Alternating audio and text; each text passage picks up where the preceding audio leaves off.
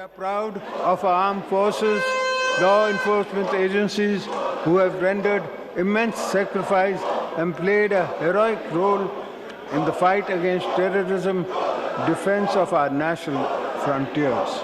I will also take this opportunity to thank our friendly countries, particularly Saudi Arabia, UAE, China, Turkey, and Qatar, who have always supported Pakistan in difficult times.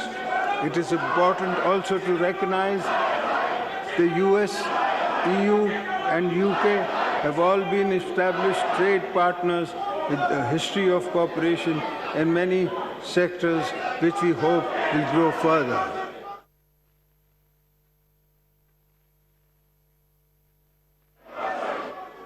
I extend my heartfelt gratitude to China for its unwavering support to Pakistan in various fields and enduring strategic all-weather friendship between Pakistan and China is a cornerstone of stability in the region. We remain steadfast in our commitment to collaborate with China to advance our shared goals and fostering regional peace, promoting connectivity, ensuring prosperity, and maintaining stability, which includes completion of the China-Pakistan Economic Corridor. We will not allow hostile elements to jeopardize this vital project or undermine the strong bond between our two nations. We will take all necessary measures to ensure the security of our Chinese brethren and sisters. Before I conclude, I must remind the world of the unsung sacrifices of our Kashmiri brethren, their ongoing struggle for the freedom of Indian illegally occupied Jammu and Kashmir. The revocation of Article 370 and 35A is part of India's strategy to reduce Kashmiris Muslims to a minority in our own homeland. Pakistan rejects the one-sided India action and calls upon India to reverse all illegal measures taken on or after 5th of August 2019.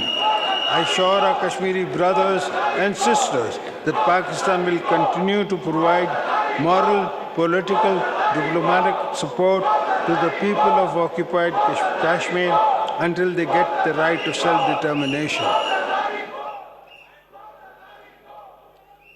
Pakistan believes that the key to durable peace in South Asia is the resolution of dispute in accordance with the United Nations Security Council resolution. Similarly, we are deeply concerned over the tidal wave of indiscriminate killings of innocent Palestinians and large-scale genocide committed by the Israeli forces. Pakistan strongly condemns the brutality with an immunity of occupation forces and remains steadfast in principled support for the establishment of an independent and viable state of Palestine based on the pre-96 borders with Al-Qudus al-Sharif as its capital.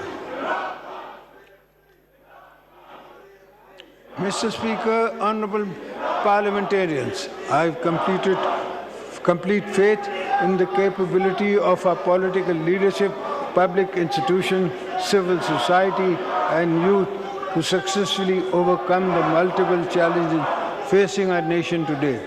This is based on my unshakable belief in the resilience of people, knowing that whenever we unite to make common cause, we deliver on our promises.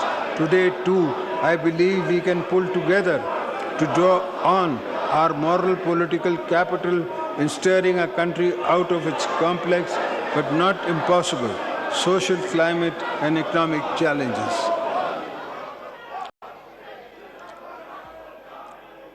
Once again, let me entreat you all to think of this great country as your driving motivation for service in this House of Parliament. Let us